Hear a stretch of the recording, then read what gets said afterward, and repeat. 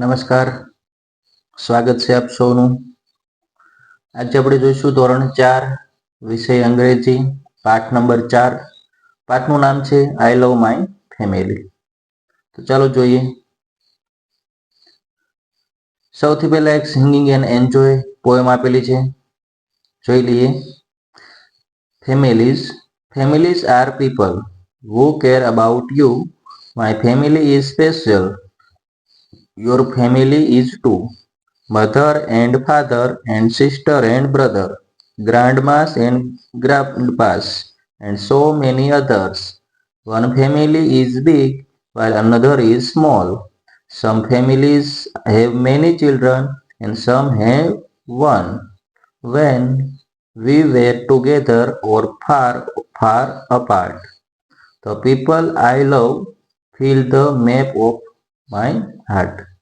સરસ મજાનું અહીંયા રાઇમ્સ આપેલી છે કે ફેમિલીમાં કોણ કોણ હોય, તો કે ફાધર હોય, મધર હોય, સિસ્ટર હોય, બ્રધર હોય, ગ્રાન્ડ મધર હોય, ગ્રાન્ડ ફાધર હોય, બરાબર, કઝિન હોય. તો અમુકનું ફેમિલી છે એ નાનું હોય તો અમુકનું છે એ મોટું હોય. તો સરસ મજાની સ્ટોરી અહીંયા સ્ટોરી શું પોએમ છે આપેલી છે. ત્યારબાદ આન્સર ધ ક્વેશ્ચન છે, is your family special for you. શું તમારી ફેમિલી તમારા માટે ખાસ છે? તો જવાબ આવે yes. Do you love your family. શું તમારું ફેમિલી તમને ગમે છે? તો yes. For how many days can you live without your family. એટલો મિનિંગ એમ થાય કે તમે તમારા ફેમિલી વગર કેટલા દિવસ રહી શકો?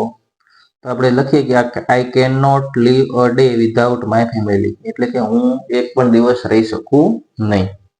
4 નંબર પર છે, how many persons are there in your family. તમારા કુટુંબમાં કેટલા સભ્યો છે? તો અહીંયા 5. તમારા કુટુંબમાં જેટલા હોય એટલા લખી નાખવાના. ત્યારબાદ સરસ મજાની એક સ્ટોરી આપેલી છે, the old farmer and his son. જોતાજી ફાર્મર એટલે ખેડૂત અને સન એટલે એના છોકરાઓ. An old farmer had 4 sons. એ ખેડૂત હતો, એને 4 દીકરા હતા. The sons always kept quarreling. છોકરાઓ હંમેશા અંદરો અંદર ઝઘડો કરતા હતા. He was not happy with them. એટલે આ જે ખેડૂત હોય છે એ આનાથી ખુશ હતો નહીં, કારણ કે એના 4 દીકરા અંદરો અંદર લડતા હતા. He was worried. તેને ચિંતા થતી હતી.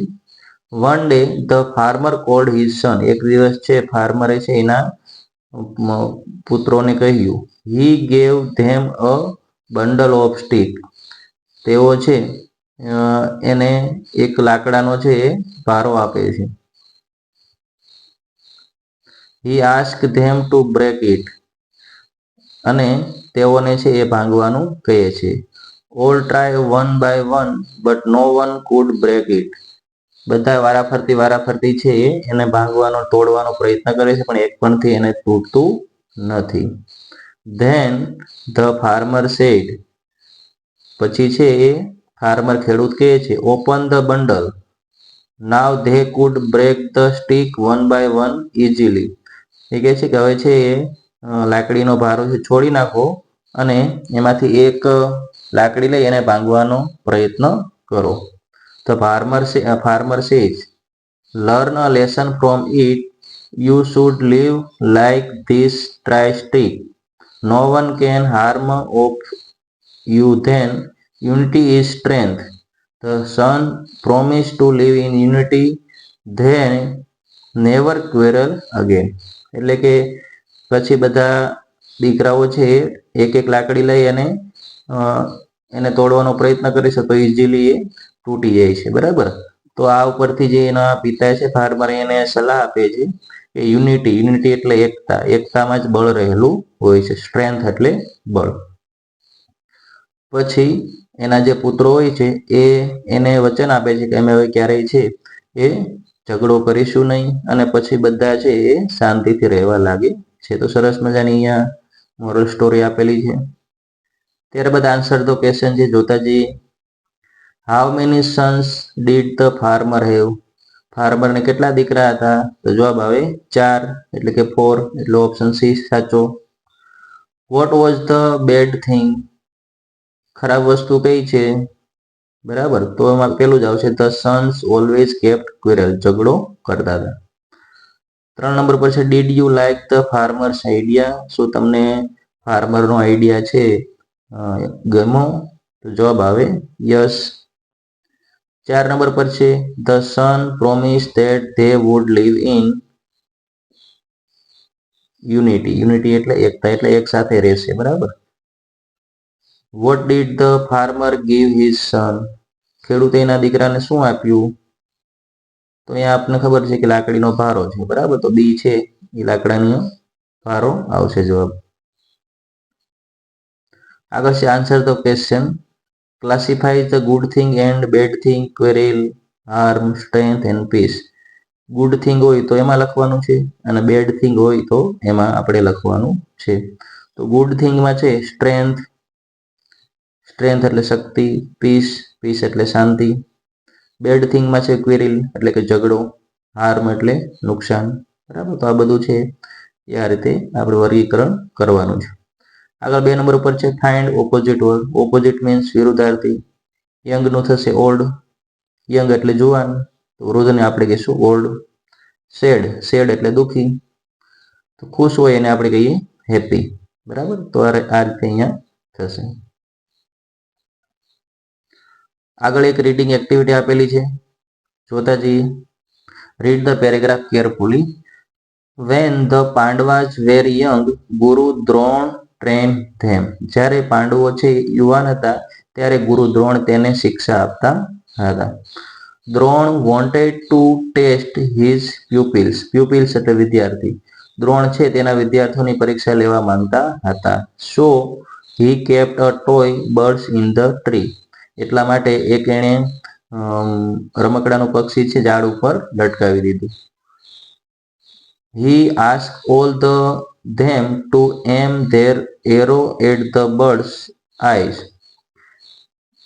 તેમણે એ બધાને કીધું કે તમને સામેના ઝાડ ઉપર છે એ શું દેખાય છે?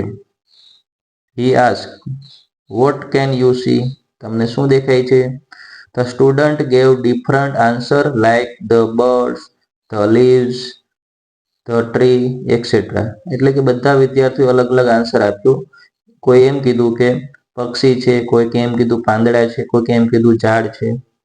Only Arjun said that he so only the I of the bird. ફક્ત અર્જુન એવું કીધું કે મને ખાલી પક્ષીની આંખ દેખાય છે. Drona was happy. દ્રોણ છે એ ખૂબ જ ખુશ થયા. હી આસ્ક અર્જુન ટુ શૂટ.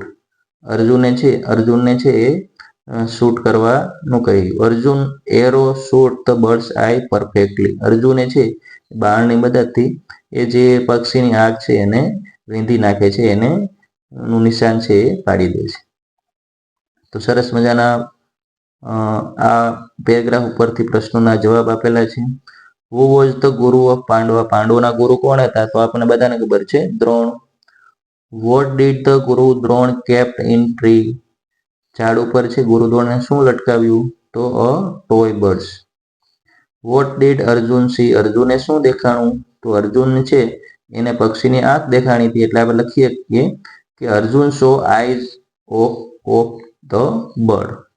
ત્યારબાદ આન્સર તો ક્વેશ્ચન છે, ખાલી જગ્યા. દ્રોણ વોન્ટેડ ટુ ખાલી જગ્યા હિઝ સ્ટુડન્ટ. તો અહીંયા આવશે test. All the student gave some answer to Drona, true or false.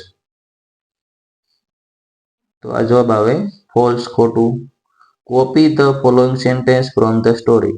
The student gave different answer like the bird, the leaves and trees. Arjun arrow shot the bird's eyes perfectly. બરાબર, તો આ બે વાક્ય છે આપણે સ્ટોરીમાંથી જોઈ અને લખવાના હતા. તો આજના વિડીયોમાં બસ આટલું જ. મળીશું આ પાઠના ભાગ નંબર 2માં. જો તમને આ વિડીયો ગમ્યો હોય તો વિડીયોને લાઈક કરો, ચેનલને સબસ્ક્રાઇબ કરો અને તમારા મિત્રોને શેર કરો. મળીશું નવા વિડીયો સાથે. ત્યાં સુધી જય હિન્દ, જય ભારત.